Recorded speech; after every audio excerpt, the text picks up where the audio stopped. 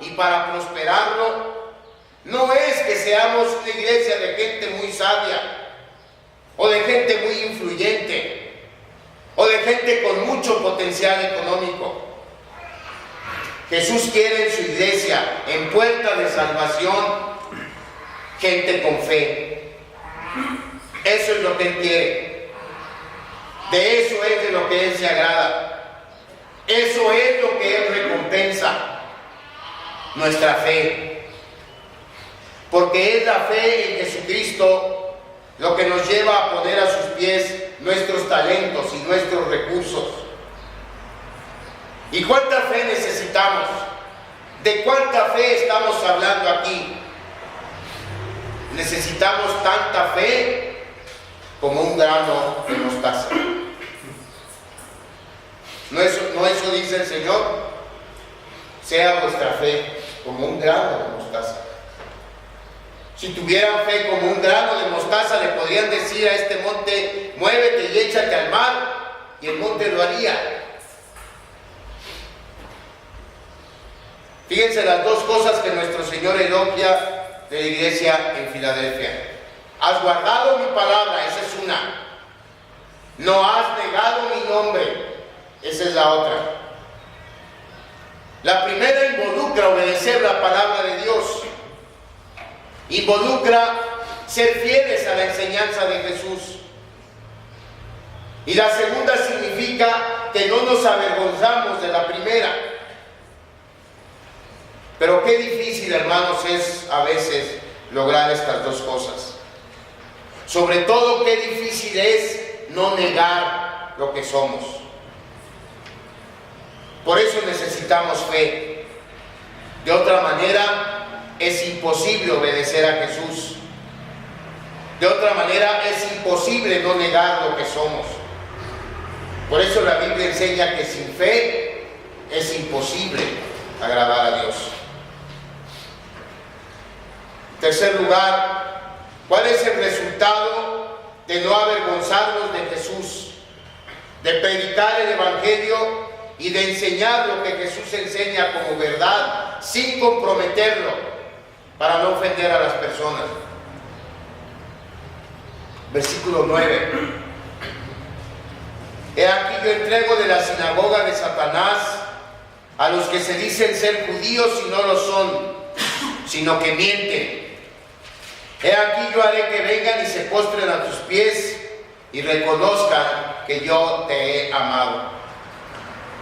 La sinagoga de Satanás, esta frase se refiere a esos judíos que perseguían a los cristianos y que eran enemigos de Cristo porque lo consideraban una amenaza para su estilo de vida.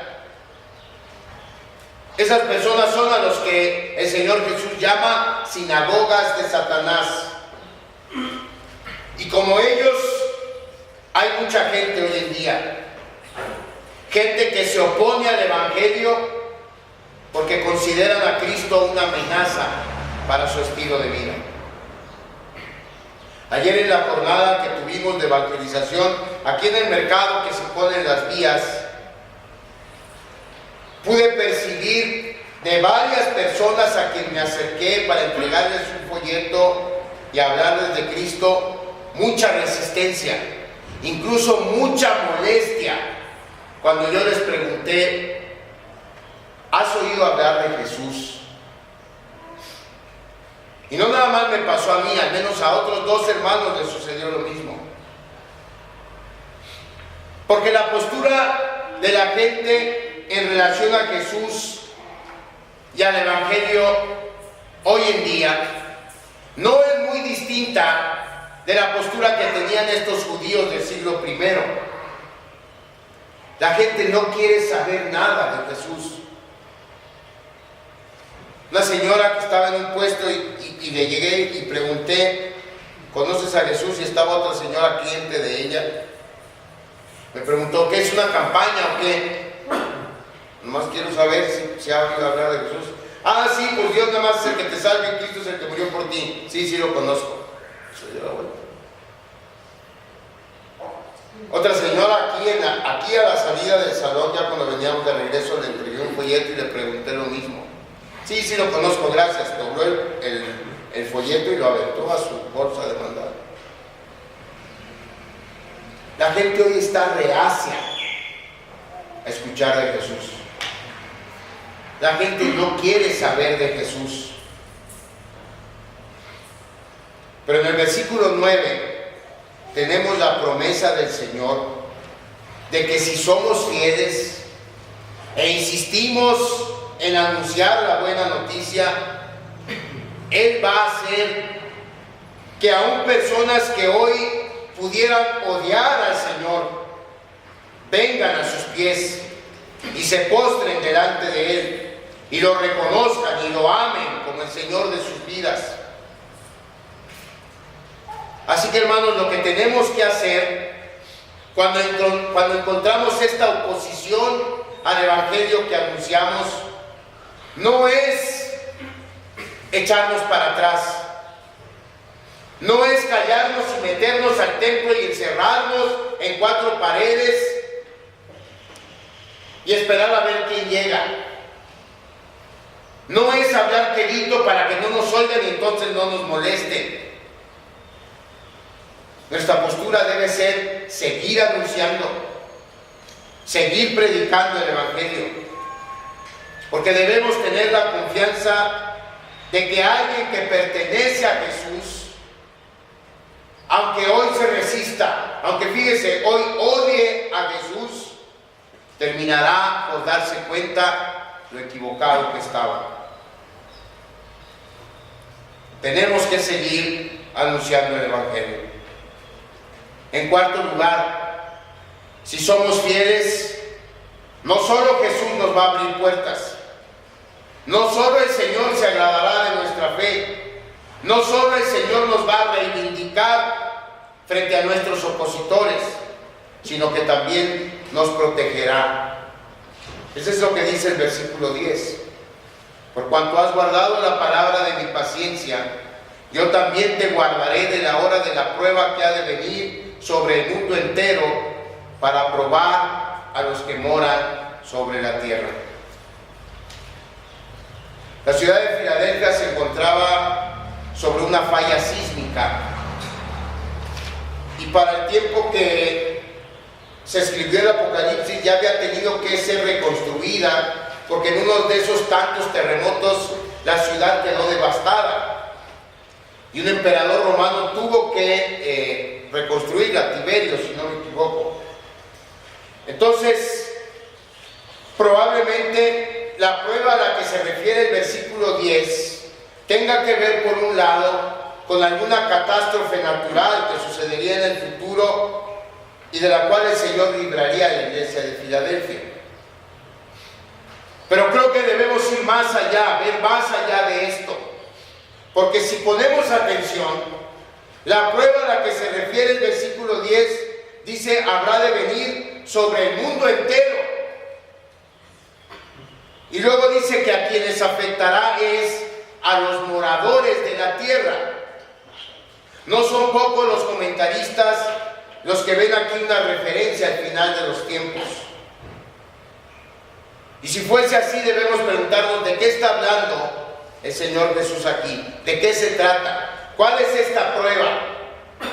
Primero vamos a considerar la expresión los que moran sobre la tierra, porque esta expresión se refiere a gente incrédula, a gente contraria al Evangelio.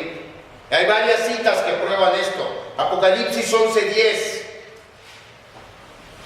Este capítulo habla de 2 de los testigos del Evangelio que serían muertos por la bestia, y cuando esto suceda, esta va a ser la reacción de algunos. Apocalipsis 11:10. El versículo dice: y los moradores de la tierra se regocijarán sobre ellos y se alegrarán, y se enviarán regalos unos a otros, porque estos 2 profetas habían atormentado a los moradores de la tierra. Según este versículo, los enemigos de Jesús se pondrán tan contentos por la muerte de estos 2 predicadores que se van a estar enviando regalos unos a otros. Entonces vemos aquí que esta expresión, los moradores de la tierra, se refiere a los enemigos del cristianismo, a los enemigos del Evangelio. Otra cita, Apocalipsis 13:8.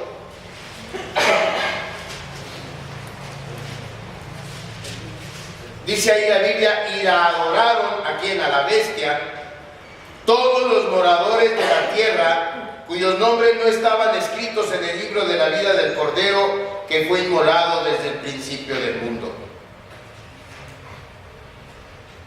Entonces vemos que lo que habla, o de lo que habla el versículo 10, es una prueba que afectará a todo el mundo, y afectará específicamente a los enemigos del Evangelio, a gente incrédula. ¿A qué prueba se refiere entonces el versículo 10? Muy probablemente se refiere a la tribulación que seguirá el rapto de la iglesia.